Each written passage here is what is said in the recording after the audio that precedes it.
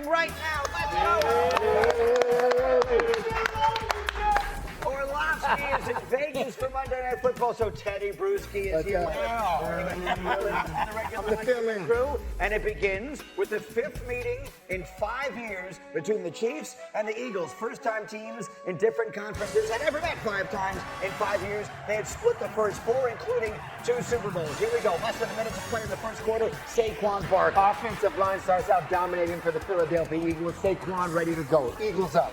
The other side, Chiefs down 7-3. We're under 3 minutes to go in the half. Rex, this was pretty much the offense. Yeah, absolutely. Patrick Mahomes running for his life. Why? Brucey's going to tell us later why. Exactly. No blocking. Chiefs up 10-7. Now, this is the whole game. 13-10 Eagles, long drive, and the ball hits Kelce in the hands. Teddy, a devastating turn of events for Kansas City. After a long drive, too, it was 90 degrees out there on that field. The Chiefs are wearing down the Eagles defense, and they come up with a huge play. Makuba, Johnny on the spot. Their chances to win the game fell 26% on that play. And then back the other way come the Eagles on the ensuing drive. That's a 28-yard gain on 3rd and 10, and that sets up this, the absolute abomination that is the brotherly shove. Hurts in for the touchdown. Eagles go up 20-10. Looks like it's going to be ball game. But Mahomes still swinging. D. Wood, he's got a man wide open, and he misses him. Wide open. We talk about the lack of explosive play. How often do you see Pat Mahomes miss those type of plays? Well, you wouldn't see it a minute later because this time, let it go. Same receiver, and it's a penalty throw. Thornton with the catch, 49 yards. It's a 3-point game, and so now the Eagles just need to keep doing this. How the people who run the National Football League, who are so smart, allow their marquee game to turn into this, I will never understand, but that's what it was. Eagles run out the clock 20-17, and they hand the Chiefs their second loss to start this season. If you were under the age of 10, first of all, good morning, have fun in school. Second of all, this is the first time you've ever seen Kansas City 0-2. The last time it happened was 2014. Subsequently, the last time Patrick Mahomes was 2 games under 500 was his last year at Texas Tech in 2016. It is uncharted territory for Mahomes and the Chiefs. Obviously, we've never been 0-2, but we've had times where we've dealt with challenges before and lost games. And so I think the guys that we have in this locker room, they'll go back to work with that mindset of we're going to continue to work even harder so that when we step in that field this next time, we can find a way to win in those big moments like we have it this first 2 weeks. All right, put your feet up. We have so much to get to, and we start here with this game. There were a lot of different things you could point a finger at, but if there was one most significant, Teddy, why are the Chiefs 0-2? The inability to block. It's simple. It's fundamental football along the offensive front. Woody knows it. I mean, I see it as a defensive player that Patrick Mahomes not having time. And during the game, this is the one. This is the one where they're trying to establish something. This is a power football running set right here, daring the Philadelphia Eagles to stop them on 4th and 1, and they get absolutely overwhelmed by the defensive line, by Jordan Davis, by all of the Eagles defenders. That's where they're winning. The line of scrimmage, Patrick Mahomes he's spectacular, but you can't ask him to continually scramble around and run and be the focal point of their rushing offense also every single game. That was the 4th and short early in the 3rd quarter from their own territory. They're trying to establish something. Instead, it turns into the field goal that's ultimately the difference in the game. And Rex, you watch this stuff through the eyes of a defensive coach. You saw something that demonstrated a blatant lack of respect on the part of Vic Fangio for the Chiefs offense. Absolutely, and here's why. Look, in the Super Bowl, we all know he never had a blitz one time. It was a 4-man rush the entire Super Bowl, right? They had 6 sacks. 0. Okay. 0 times. This game, a third of the pass attempts, Vic Fangio sent blitzes. By the way, Vic Fangio never blitzes. Right. All right? And it just tells you right there, who's he respect? He's got no weapons.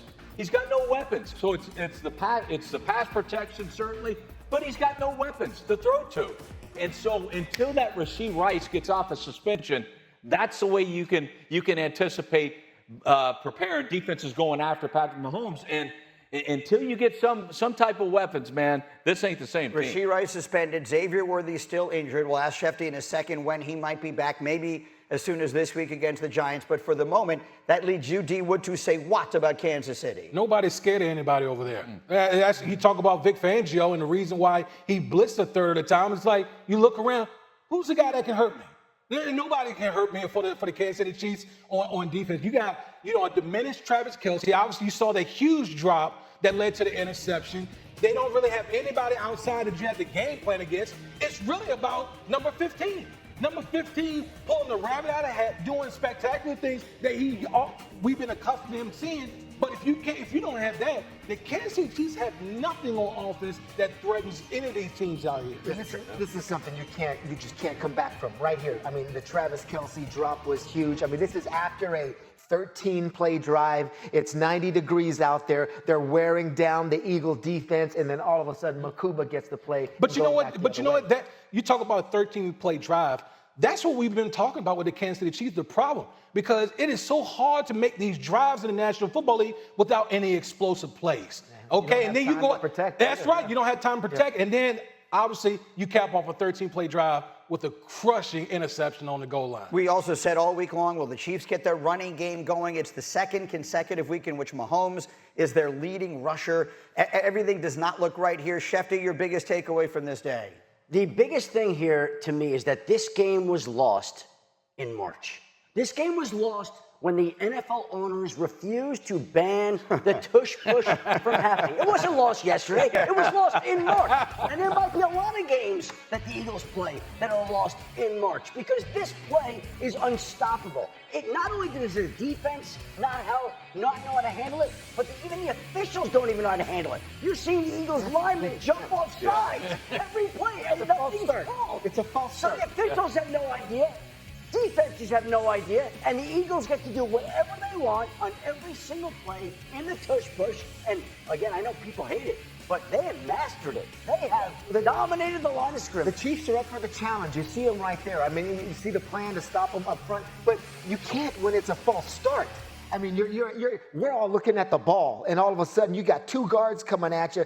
Just officiate it properly. That's all. I mean, we as defenders, we love the challenge. We'll try to stop it. We can get it stopped in critical situations. But right there, two players false starting. I mean, that should be 5 yards, and they should be back on the 5 yard. Look, you can see it from the top. That is a false start. Officiate it properly. They don't Get them on know them. how to officiate it. They don't know how to stop it. Nobody knows what to do about it. And that is one of the main reasons that the Eagles can't be stopped and that they're 2-0 today. So they missed it the first time on the play on the goal line, Rex. Brady comes out of the commercial and immediately shows you that it was that. I'm asking you as a head coach. That word is relayed to you at some point, right? So does Andy Reid not say to the refs, hey, the next time they do this, be watching for the false start because they do it again on the next sequence and it's not called again? Yeah, it almost looks like it's being taught.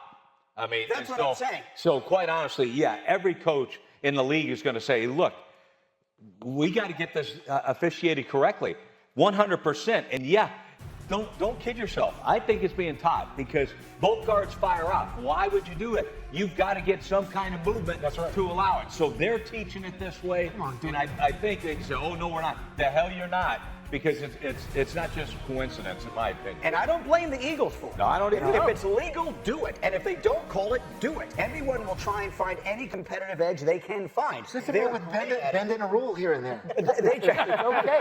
You guys know that.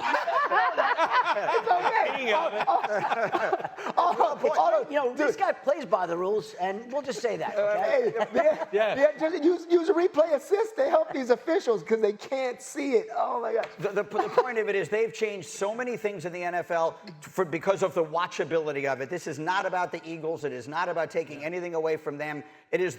I can't imagine anyone besides the most ardent Eagle fan does not find that excruciating to watch when they line up in that. I don't know why they didn't get rid of it. So that's one of the two huge stories of the day.